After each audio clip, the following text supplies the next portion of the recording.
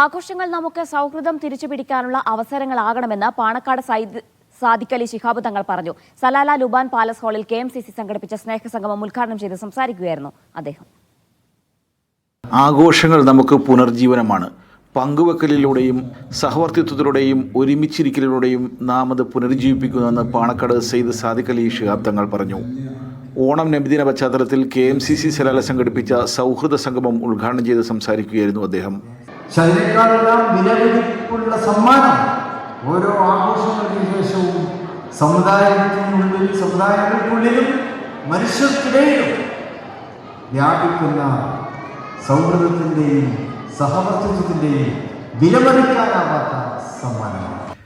സ്നേഹവും കരുണയും സഹവർത്തിത്വവും മതവിശ്വാസത്തിൻ്റെ ഭാഗമാണെന്ന് മുഖ്യപ്രഭാഷണം നടത്തിയ നാസർ ഫൈസി കൊടുത്തായി പറഞ്ഞു. സമവായത്തിൻ്റെയും മാനവികതയുടെയും ബഹുസ്വരതയുടെയും അർത്ഥതലം തുടങ്ങുന്നത് പ്രവാചകന്റെ അധ്യാപനത്തിൽ നിന്നുകൊണ്ടുകൂടിയാണ്. മതങ്ങളുടെ ആത്മാവ് ചോർന്നു പോകാതെ ശ്രദ്ധിക്കണമെന്ന് സ്വാമി ആത്മദാസ് എമി പറഞ്ഞു.